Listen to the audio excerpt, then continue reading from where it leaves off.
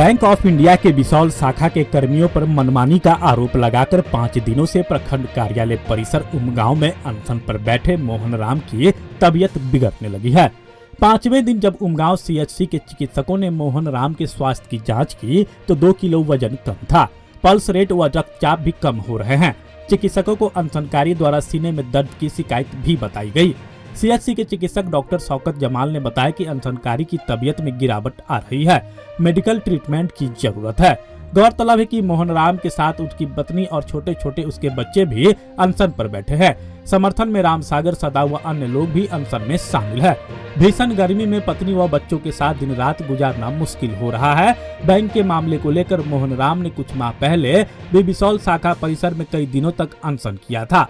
पदाधिकारियों के वार्ता में समाधान किए जाने के आश्वासन के बाद अनशन समाप्त कर दी गई थी, लेकिन अनशनकारी का कहना है कि आश्वासन के बाद मांग पूरी नहीं होने के कुछ माह बाद वादे के मुताबिक पुनः उसी मांग को लेकर 24 जुलाई से अनशन शुरू किया गया।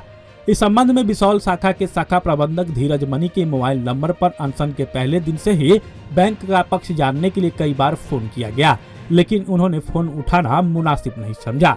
मोहन राम के मुताबिक मामला यह है कि उसने बीओआई के बिसौल शाखा से पीएम रोजगार सृजन कार्यक्रम के तहत सर्फ का कारोबार के लिए 5 लाख का लोन लिया था, जिसका वह किस्त भी भर रहा था, लेकिन 2 साल के अंदर ही किसी राजनीतिक दबाव के कारण बैंक कर्मियों द्वारा उनके बचत खाते से लोन के सारे रुपए काट लिए गए, जिससे उसका कारोबार चौपट हो गया और आर्थिक तंगी के कारण बाल बच्चों की पढ़ाई लिखाई भी बंद करनी पड़ी।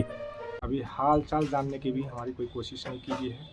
उल्टा हमको देख रहे हैं, कल हम उनको बोले थे कि लाइट से कीड़ा आता है, हमारा परिवार के कान में परसों घुस गया था, बोले कीड़ा इसको हटा दीजिए, लेकिन पदाधिकारी के कान पे जू तक नहीं रहेगा, जिससे फिर से मेरे देख रहे हैं मेरे बेटा के आँख में गर्मी से देख रहे मेरा बेटा का आँख में जो है दोनों का आँख में दर्द कर रहा है, लेकिन प्रशासन की सबकी चिंता नहीं है और अभी तो कोई हमको सुध लेने के लिए नहीं आया। क्या लगता है इससे पहले जो आप अनशन किए थे बैंक परिसर में, वहाँ जो आश्वासन दिया गया था उसमें कितनी मांगे पूरी हुई है कि कोई भी मांग पूरी नहीं हुई? उसमें 0/0 एक जांच कमेटी तक नहीं बनवा पाई उसमें। ठीक है, पदाधिकारी वहाँ का कहता है, बैंक कर्मी का इतना मनोबल बढ़ा हुआ कहता है कि मैं कंपटीशन करके आया हूँ, किसकी मजा लेके हम पे कार्रवाई कर देगा, ज़्यादा उसका होगा तो हम सस्पेंड कर देंगे। अभी सस्पेंड करते कैसे ज़्यादा क्या कर सकता है हमारा, इसलिए वो सब जो है उनका लोग का मनोबल बढ़ा हुआ है। प्रशासन जब देख रहा है, लोग का सपोर्ट मिलता है तभी ना आज बैंक इस स्थिति में पहुंचा हुआ है कि हमको 5 दिन संसद बैठे कोई सुनने वाला नहीं है। दूसरी बार आपकी अनशन की खबर लोगों तक पहुंच रही है हम लोग के माध्यम से, और लोग ये पूरी जानकारी जानना चाह रहे हैं। शॉर्टकट में बता दीजिए आखिर मामला क्या है, क्योंकि दूसरी बार जो आप कर रहे हैं उसकी जानकारी लोगों को नहीं है। जी देखिए, मेन मामला यहाँ पे ये है कि हम 2020-21 में पीएमजी के तहत बैंक ऑफ इंडिया बिसौल से लोन लिए थे। हम कारोबार कर रहे थे, कारोबार करके जब लोन लेते हैं तो उसका किस्त जाता है, हम समय से उसका किस्त भुगतान कर रहे हैं। लिए थे लोन? 5 लाख का लोन लिए थे। अच्छा। तो किस्त उसका जा रहा था। देखिए, राजनीतिक साजिश के तहत एक मुश्त 3,74,000 रुपये हमारे खाते से, सेविंग और सीसी खाते से काट करके मेरा कारोबार बंद करवा दिया, जिसमें से कम से कम 16 से 17 लाख। लोन लेने के कितने दिन के बाद आपके पैसे कट गए? 2 साल के बाद। 2 साल के बाद कट गए जी, 16 से 17 लाख रुपए का नुकसान हो गया। और कितने साल का था आपका ये? 5 साल का। 5 साल का। 2 ही साल में सारे पैसे? 2 ही साल में बच्चे का रोजगार रोजी उससे चल रहा था, और इनके साथ कुछ ऐसे लोग राजनीति तरीके का लोग हैं जो भ्रष्टाचार दलाल बिचौलिया, वो इनके क्या किया, मैनेजर को मिलाकर और इनका खाता से रुपया निकाल लिया गया। और इससे पूर्व में जो धरना पर बैठा हुआ था, इन्हों को आश्वासन दिया कि मोहन जी आप घबराइए नहीं, हम जितने हर लाखी का पदाधिकारी है, प्रशासन है और बैंक मैनेजर है और जोन है, सब मिलकर बैठकर विचार निर्णय लेते हुए आपका समस्या को निदान हम लोग करेंगे। अब नहीं, आप अनशन खत्म कर दीजिए। इन्होंने उस आश्वासन के सुनकर उन लोगों को बात को सम्मान करते हुए इन्होंने उठ गया, और इसके साथ यहाँ का पदाधिकारी, यहाँ का प्रशासन, यहाँ का भ्रष्टाचारी दलाल बिचौलिया प्रतिनिधि के द्वारा राजनीति करने वाले लोग इनके साथ, और हमारे जो अनशन महादलित हरिजन समझकर, छोटे जाति नीच जाति समझ के सर हम लोग के साथ, यहाँ का हर व्यक्ति हम लोग के साथ अनदेखी किया जा रहा है। यहाँ न हम लोग को कोई प्रशासन देखने वाले है, न कोई हम लोग को यहाँ डॉक्टर के द्वारा इन लोगों को बच्चा को साथ जो समस्या है उनका कोई निदान नहीं किया जा रहा है, न उसका कोई देख रेख किया जा रहा है। यहाँ सारी भ्रष्टाचारी का जाल बिछाया हुआ है और उसी जाल में सारा के सारा लिपटा कर चल रहा है। यहाँ गरीब गुरबा महादलित अल्पसंख्यक को कोई देखने वाला नहीं है।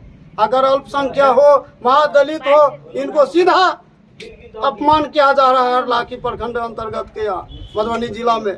इनका कोई देखने वाला नहीं है। हम कहना चाहते हैं राज्य सरकार और बिहार सरकार से और केंद्र सरकार से कि अगर हम लोग के लिए, दलित और हरिजन के लिए, अल्पसंख्यक और किसी जाति के लिए, हम लोग के लिए यहाँ से यदि केंद्र सरकार और बिहार सरकार के द्वारा या बैंक से कोई सिस्टम दिया जा रहा है, ब्लॉक से रिलेटेड समस्या है। जैसे पासबुक प्रिंट नहीं होती है, बरसों से लोगों के पास पासबुक है, उसमें प्रिंट नहीं होती है। क्यों नहीं होती है प्रिंट, उसके पीछे भी रीजन है। वहाँ एटीएम भी है क्या? नहीं, एटीएम नहीं है। पासबुक प्रिंट इसलिए नहीं होती है, उसके पीछे बहुत सारा रीजन है। उसके अंदर जाइएगा तो आपको सच्चाई पता चलेगा। वहाँ खेल चलता है अवैध निकासी का, बीसी के माध्यम से अवैध निकासी किया जाता है। और जब वहाँ से लोग पासबुक प्रिंट कराने जाते हैं तो उसको नहीं किया जाता है, जानबूझ के नहीं किया जाता है, क्योंकि अवैध निकासी का पता न चल जाए। अवैध निकासी के पहले भी कई मामले आए हैं, बहुत सारे मामले हैं।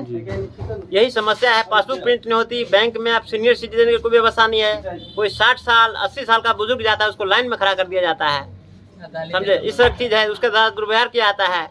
पैसा आपको अगर 20,000 की जरूरत है तो वो कहता है 2,000 का भरिए, आपका पैसा अकाउंट में, आपको पैसा नहीं दिया जाता है। इस तरह की बहुत सारी समस्या है बैंक से रिलेटेड। और सारे मिल करके बैंक स्टाफ वहाँ का और बीसी जो होल्डर है वो सारे मिल करके अवैध निकासी का केस डलता है। वृद्धा पेंशन का आता है 400 रुपये, उसको 300 रुपया दिया जाता है, बोलता है 300 रुपया आता है। अभी बताइए वृद्धा पेंशन 400 आता है कि 300 आता है? 2 कैटेगरी में आता है, 500 और 400। 80 प्लस है उसको 500 आता है, लेकिन उनको अवैध निकासी कर करके कम पैसा दिया जाता है। इस तरह खेल बहुत चल रहा है।